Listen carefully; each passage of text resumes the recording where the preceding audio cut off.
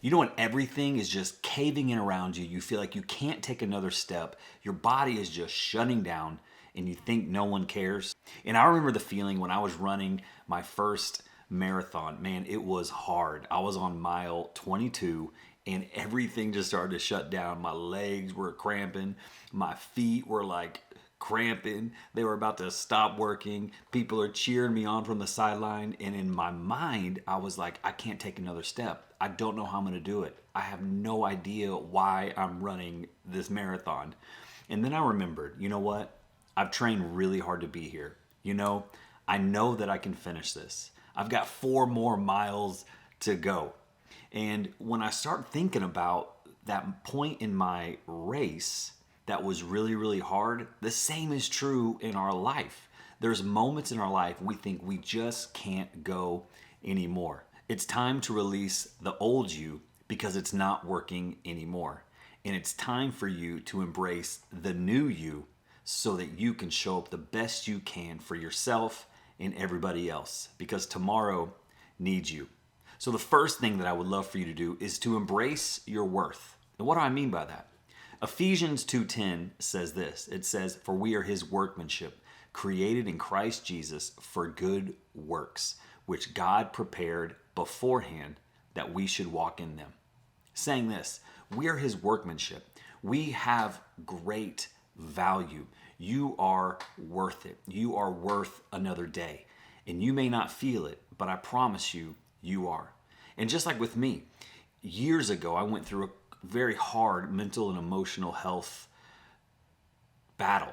And in that battle, I thought, man, I'm nothing, no one cares. And I just went in this spiral of destruction, so much so where I almost took my life. But you know what? I didn't. And I got help and I worked through it. And now I cannot believe that I'm on the other side, that tomorrow does need me. And now I'm able to help other people just like you who may be struggling, who may be hurting. And I would have never guessed in that moment that I'd be where I am today. And so I want to encourage you, don't stop right now. Keep on going. You are worth it. You are unique. God made you perfect the way you are.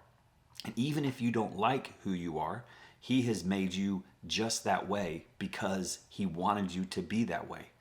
And so today you can embrace your worth, knowing in Ephesians 2:10, he has created you and he has created you to look like him.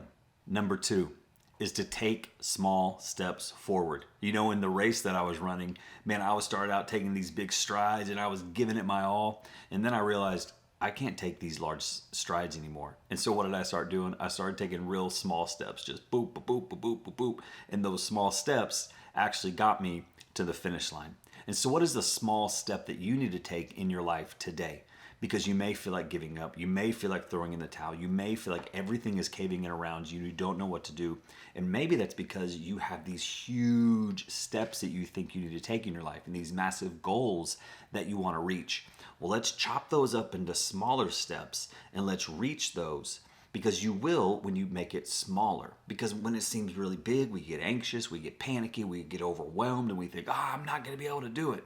But you can when you take the small steps toward hitting those different goals. So maybe for you, the small step is just waking up and reading. Maybe for you, it's just waking up and putting your feet on the ground. Maybe for you, it's having that conversation with a coworker, or maybe it's paying that bill that you've been putting off. But what is that small step that you need to take? For me, when I was taking those small steps in the race, and when I take small steps in life, it gets me to the finish line. It may not get me there faster, but it gets me there, and it gets me there in a healthier place. It says this in Psalm 37:23, "The Lord makes firm the steps of the one who delights in him." Number 3, connect with others. You know, in 2019, I went to Onsite, and it was an inpatient trauma center.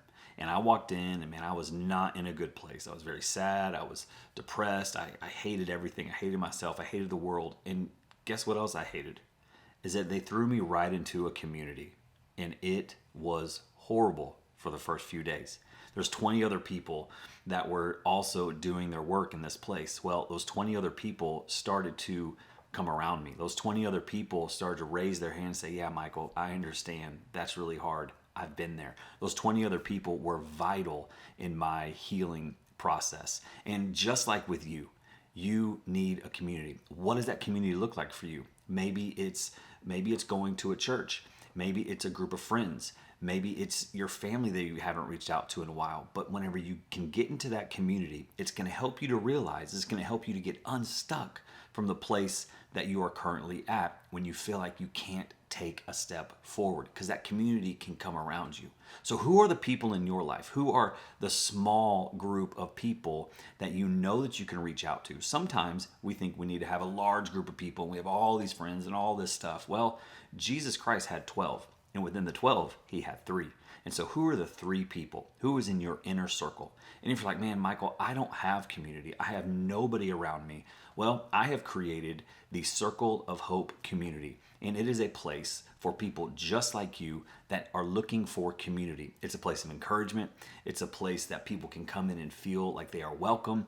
I do group coaching in this, and it is an amazing time for you to meet other people just like you and to gather around you and to love you where you are. It's been fun to see people who have come in and they felt stuck, and they've even felt like I said when I walked into the physical community at Onsite, I felt very, I'm not going to say anything, to where now they are leading conversations, they're encouraging other people, and it's just a beautiful place. And so I want to encourage you, go to nextstepcoach.org/COH, and the link is in the description for you to join the community. Hebrews 10:24-25 says this, and let us consider how to stir up one another into love and good works, not neglecting meeting together, as some are in the habit of doing, but encourage one another, and all the more as you see the day drawing near. This says, man, it's time to get with people. It's time to get into community. And I know it's easy to isolate. It's easy to feel alone. It's easy to stare at our phones and not look at other people in their face. It's easy to do those things. And sometimes it takes, maybe that's the next step for you. Maybe that's the small step that you need to take, is to get out of isolation and start to get into some sort of a community. And if you need help, reach out to me. I would love to meet with you. That's actually what I do. I'm a life coach. I meet with people all day long and I help them to get unstuck. If you feel like, man, I am just not doing good in my recovery process, I'm just not healing correctly, well, maybe you're making one of these 3 mistakes that I talk about in this video right here.